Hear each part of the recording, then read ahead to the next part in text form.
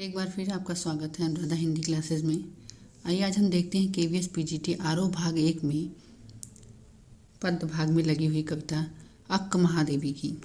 उनकी दो कविताएं लगी हुई हैं, हे भूख मत मचल और हे मेरे जूही के फूल ईश्वर। तो चलिए पहले उनके बारे में थोड़ा सा हम परिचय देख लेते हैं। जो आरोह भाग 1 बुक्स में पूरा उनका परिचय दिया हुआ है, फिर उसके आगे बढ़ते हैं।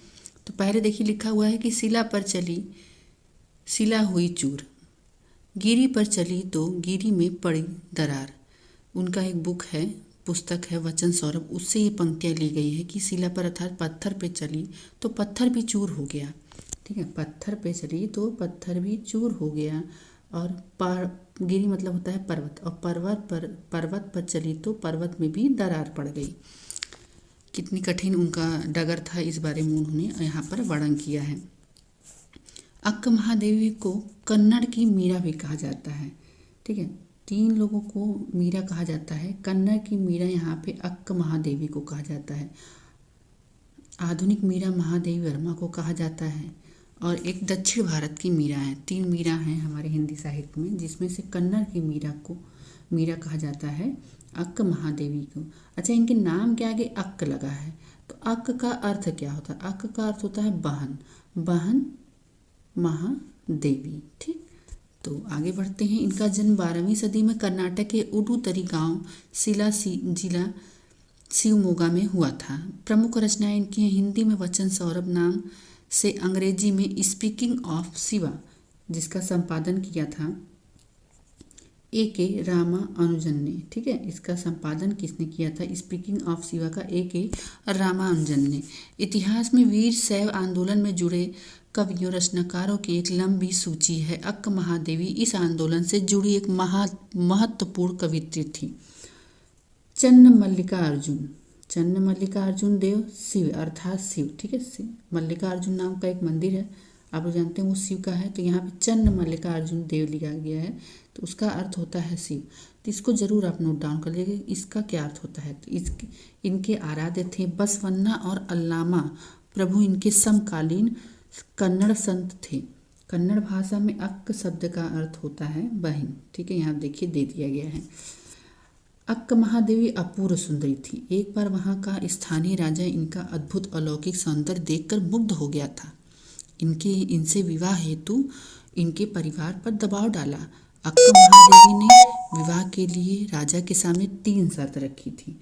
देखिए, एक प्रश्न ये भी बन सकता है कि कितनी शर्तें रखी थी, तो 3 शर्तें रखी थी। ठीक, 3 शर्तें रखी थी। विवाह के बाद राजा ने उन शर्तों का पालन नहीं किया, इसलिए महादेवी ने उसी क्षण वस्त्राभूषण त्याग कर राज परिवार को भी छोड़ दिया। ठीक है, उसी भरी सभा में ही अपने वस्त्रों और आभूषण को त्याग कर दिया और राज परिवार को भी छोड़ दिया था, अर्थात ये निर्वस्त्र होकर ही रहती थी। पर यहाँ त्याग स्त्री केवल शरीर नहीं था, इसके गहरे बोध के साथ महावीर आदि महापुरुषों के समक्ष खड़े होने का प्रयास था। महावीर स्वामी के बारे में आप तो जानते हैं कि वो 2 भागों में बटा हुआ धर्म है, श्वेतांबर और दिगंबर, जिसमें से एक में वो श्वेत वस्त्र पहनते हैं और दूसरे जो होते हैं बिना वस्त्र के होते हैं। तो वहाँ यहाँ पे उसी का पालन करते हुए इनको दिखाया गया है कि इस दृष्टि से देखें तो मीरा की पंक्ति तन की आस कभू नहीं कीनी ज्यों रण माही शुरू, अर्थात मैंने उन्होंने तन की आस जरा भी नहीं की थी। अक्क पर पूर्णतः चरितार्थ होती है, मतलब अक्क महादेवी पर पूर्णतः चरितार्थ ये पंक्ति होती है। चलिए आगे बढ़ते हैं। फिर अक्क के कारण शैव आंदोलन से बड़ी संख्या में स्त्रियां, अधिकांश निचले तबकों की अर्थात जो निम्न वर्ग की स्त्रियां भी थी, वो भी बाहर निकली, जुड़ी और अपने संघर्ष यातना को कविता के रूप में अभिव्यक्ति दी, मतलब सबके सामने समक्ष प्रस्तुत किया। इस प्रकार अक्क महादेवी की कविता पूरे भारतीय साहित्य में इस क्रांतिकारी चेतना का पहला सृजनात्मक दस्तावेज है और संपूर्ण स्त्री आंदोलन के लिए एक अजस्त्र प्रेरणा स्रोत भी रहा। ठीक है, इनकी कविताओं से ही कितनी स्त्रियां प्रेरित हुई, यहाँ पर कहा जा रहा है। इनके मतलब इस पुस्तक में केवीएस पीजीटी के लिए 2 वचन दिए गए, अर्थात 2 पद लिए गए हैं जिनका नाम है वचन। एक ये भी प्रश्न बन सकता है कि जैसे खंड कहा जाता है या प्रसंग कहा जाता है या कांड कहा जाता है, तो इनके पदों को क्या कहा गया? तो वचन कहा गया है। दोनों वचनों का अंग्रेजी से अनुवाद केदारनाथ सिंह ने किया था। वचन का अनुवाद किसने किया था? तो केदारनाथ सिंह ने किया है। प्रथम कविता या वचन में इंद्रियों पर नियंत्रण का संदेश दिया गया है। जो प्रथम कविता है हे भूख मत मचल, उसमें क्या है? इंद्रियों पर नियंत्रण करने कहा गया है। यह उपदेशात्मक न होकर प्रेम भरा एक मनुहार है, मतलब एक विनय है। दूसरा वचन एक भक्त का ईश्वर के प्रति संपूर्ण मतलब पूर्ण तरह से समर्पण भाव है। चन्न मल्लिकार्जुन की अनन्य भक्त अक्का महादेवी उनकी अनुकंपा के लिए हर भौतिक वस्तु से अपनी झोली को खाली कर रखना चाहती हैं, अर्थात उनकी झोली में केवल शिव का ही आशीर्वाद रहे। ठीक है, अर्थात उनकी झोली में क्या रहे? शिव का आशीर्वाद ही रहे। वे ऐसी निस्पृह स्थिति की कामना करती थी जिससे उनका स्व या अहंकार पूरी तरह से नष्ट, रंच मात्र भी उनके मन में अहंकार न रहे। चलिए आगे बढ़ते हैं, इनके पदों को देखते हैं अब। पहला पद है, देखिए इनका पहला वचन, हे भूख मत मचल, प्यास तड़प मत, हे नींद मत सता, क्रोध मचा मत उथल पुथल, हे मोह पास अपने ढील, लोभ मत ललचा, हे मद मत कर मत होश, ईर्ष्या जला मत, ओ चराचर मत चूक अवसर, आई हूँ संदेश लेकर चन्न मल्लिका अर्जुन का। अब देखिए यहाँ पे महादेवी वर्मा क्या कहती हैं कि हे मनुष्य, तू भूख से मत मचल, तू प्यास से मत तड़प, और तुझे नींद भी न सताए। ठीक है, हे नींद मत सता, तुझे नींद भी न सताए, क्रोध से हृदय में उथल पुथल भी न मचे। यहाँ पे कहा जा रहा है क्रोध से उथल पुथल भी ना मचे, हे मोह पास अपने ढील। ठीक है, और हृदय में जरा सा भी उथल पुथल किसी चीज़ के लिए ना मचे, अर्थात सब पर विजय प्राप्त कर ले। हे मोह माया के बंधन, पास मतलब होता है कि बंधन बांधना, माया का बंधन एक तरह से होता है। हे मोह माया के बंधन को मनुष्य तू छोड़ दे। ठीक है, मनुष्य को क्या कहा जा रहा है कि मनुष्य, हे मनुष्य तू मोह माया के बंधनों को छोड़ दे, लोभ मत कर, ललचा भी मत किसी चीज़ के लिए।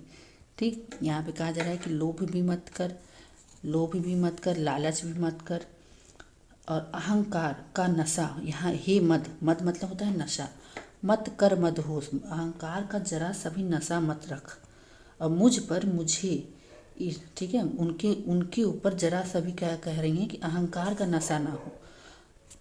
आगे देखिए, मुझे ईर्ष्या से तू जला भी मत, वो कह रही हैं मुझे ईर्ष्या से तू जला भी मत, हे मेरे सजीव चराचर, देखिए ओ चराचर मन होता है कि सजीव और निर्जीव मन। ठीक है, हे मेरे सजीव और निर्जीव मन अर्थात जड़ चेतन, ठीक है, जड़ और चेतन, तू यह अवसर मत छोड़, तू मत चूक अवसर, कि तू यह अवसर मत छोड़। आई हूँ संदेश लेकर, मैं एक संदेश लेकर आई हूँ, किसका? चन्न मल्लिका अर्जुन अर्थात शिव जी का। मैं यहाँ पर तुम्हारे लिए शिव जी का एक संदेश लेकर आई हूँ कि हे मन, हे मेरे जड़ चेतन मन, तू सब कुछ त्याग दे, लोभ मोह माया क्रोध सब कुछ। ठीक है, तो ये पद कंप्लीट हुआ। अगला पद देखते हैं, इनका दूसरा वचन जो लगा हुआ है,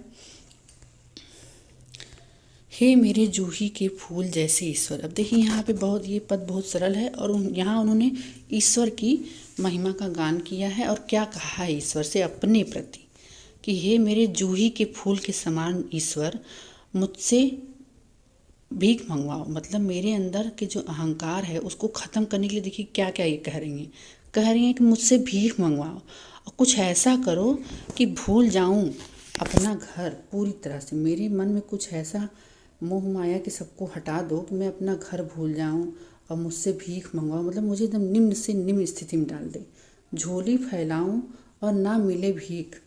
मैं अगर कहीं भीख भी मांगने जाऊं तो और झोली फैलाऊं तो मुझे भीख में ना मिले, और अगर कहीं भीख मिल भी जाता है कि कोई हाथ बढ़ाए कुछ देने को, तो वह गिर जाए नीचे। अगर कोई देना भी चाहता है तो वह तुरंत ऐसी स्थिति बन जाए कि वो दे रहा हो उसके हाथ से छूट जाए, वह गिर जाए, और यदि मैं झुकूं उसे उठाने को तो कोई कुत्ता आ जाए। देखिए कितना निम्न से निम्न स्तर कहा गया कि मुझे ऐसी निम्न स्थिति में डाल दो कि मेरे अंदर से रंच मात्र भी अहंकार बाहर निकल जाए, कि यदि मैं झुकूं उसे उठाने को तो कोई कुत्ता आ जाए और उसे झटपट छीन कर ले मुझसे, कि मतलब मुझसे वह जो मैं भीख मांग जाऊँ वह भी एक कुत्ता छीन कर लेकर चला जाए। तो मतलब अपने मन से अहंकार को निकालने के लिए, घमंड को निकालने के लिए उन्होंने ईश्वर से क्या क्या प्रार्थना की है, अपने जूही जैसे ईश्वर से। बहुत ही बढ़िया इनके दोनों वचन थे। तो मिलते हैं अब नेक्स्ट वीडियो में।